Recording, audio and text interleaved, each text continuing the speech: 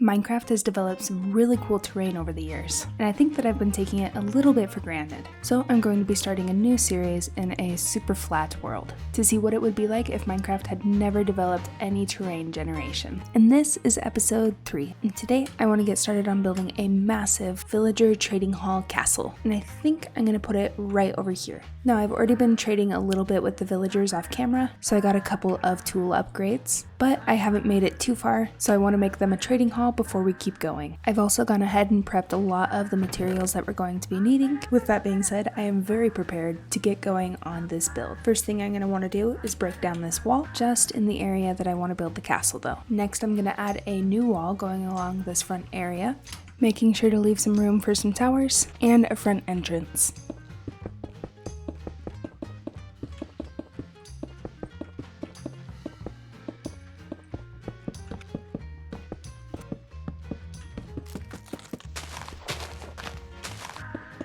Just like this, and now I want to come through here and start doing an outline for the rest of the building.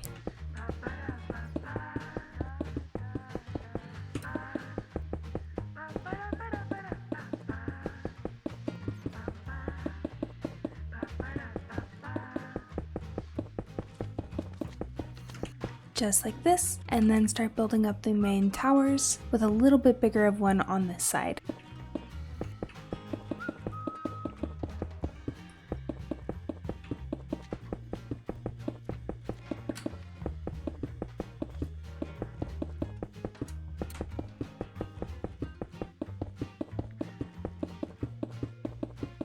And I want this tower to be just a little bit taller, so let's go up a couple more blocks.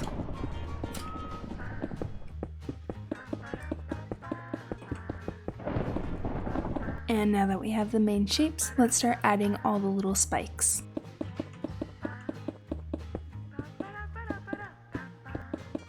And now that we have all the spikes ready to go on this side, let's start working on this tower.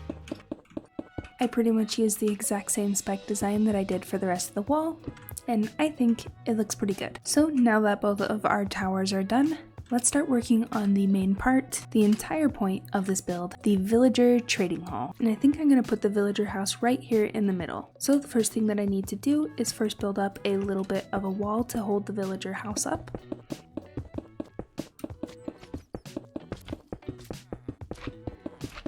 I'm not really sure what they're doing. But then we can go back in here and carve out a front door. Hopefully that was the middle. It was not. And then I can give myself a nice little staircase up to the second floor. And there's not really a very good way to turn this around, so I'm just gonna go like that. It looks a little weird, but it's okay. So then you can come up here and turn around, and then we'll use some slabs to give a little bit more headroom on the first floor. And of course, before I forget, it would not be another castle wall if we didn't add more spiky parts. I don't think I'm going to go too fancy on these ones. I'm just going to put some blocks separated out from each other so that it gives the impression that it's spiky. And I'm actually going to change my mind because I realized it adds a lot of depth, and we actually need the layer that I was using before to build the rest of the house. So we're going to do it out here. No, it just went right through the crack. And there we go, lots of spikes on the front, and now we just need to add that to the back.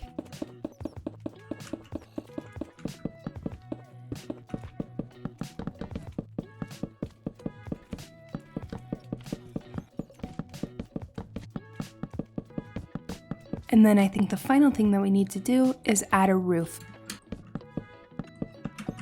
And I think that looks pretty good for the base of the roof. Now we just need to fill in the backside and a little bit of this front area. And I think I'm going to try to fill in the front area with some stone, add a nice little bit of contrast.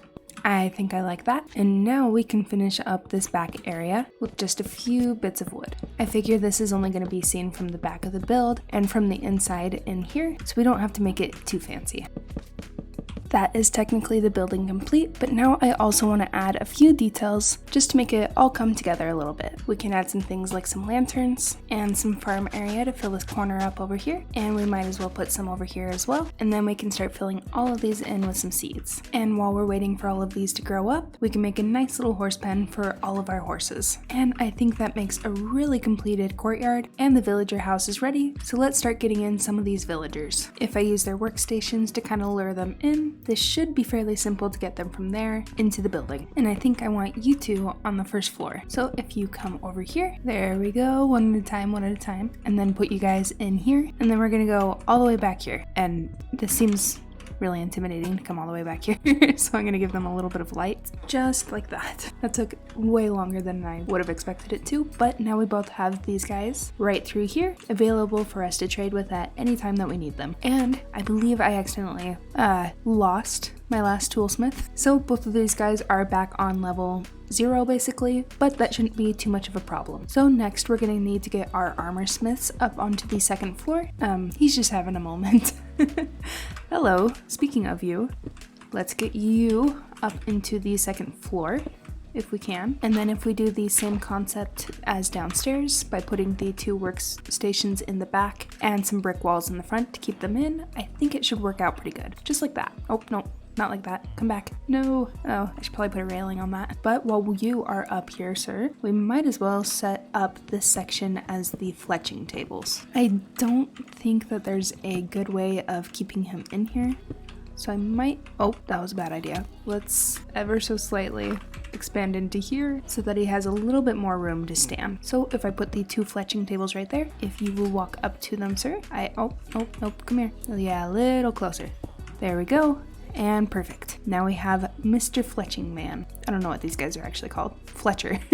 I like Mr. Fletching Man better. And now I just need to find that armor smith that ran off. Or armorer. I don't feel like I'm saying any of the villagers' names right. Maybe that's why they don't want to work for me. Here you are. Okay, back into the castle bed. And right up there, sir. And squeezed right into this little corner. I feel bad that I didn't make this area bigger for them. I didn't mean for it to be this small, but we gotta work with what we got. And I need the wall before he runs out. No, you are a runner, sir, aren't you? Okay, and then finally, so that he feels a little bit more lit up, there's his lantern. He's gonna stand on that too. Great. And perfect. So this guy was actually our original one, so we already have it a little bit upgraded. So it looks like the only people that really reset were the toolsmiths, which is okay because all they really had to offer was a shovel, so not too big of a loss. But next, now that we have all of these guys together in their mega castle, it's mega for me, okay? Trust me. Now we just need to get some sticks to trade with our Fletcher to give us some emeralds so that we can buy some armor and some tools from our other villagers. So give me just a second and I'll level these guys up until we have some diamond gear to purchase. Alrighty, I got both of the villagers all leveled up all the way to all the diamonds that we need, and I even went ahead and got the right amount of emeralds. So without further ado, let's go ahead and grab some of these. I'm gonna need a full set of diamond armor. It looks like there's some pretty good protections on some of these, but nonetheless, no matter what types of enchants, it's still a major upgrade from the iron armor. So we can take that off and put these on and look nice and shiny. And then finally, I already have a diamond pickaxe and a diamond shovel because, well, I forgot to wait and I was impatient. So the only thing that I need from these guys is a diamond axe. And I thought I had the right amount of emeralds, but apparently I do not. So, oh wait, no, they're in my offhand. My bad. I was like, I swear I mathed that right. Okay, diamond axe. Replace the now very broken iron one. That was a lot of tree chopping.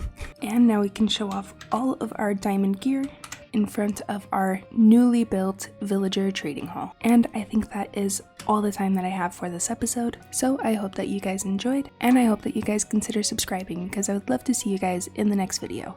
And speaking of next videos, here's a couple more that I think you would enjoy.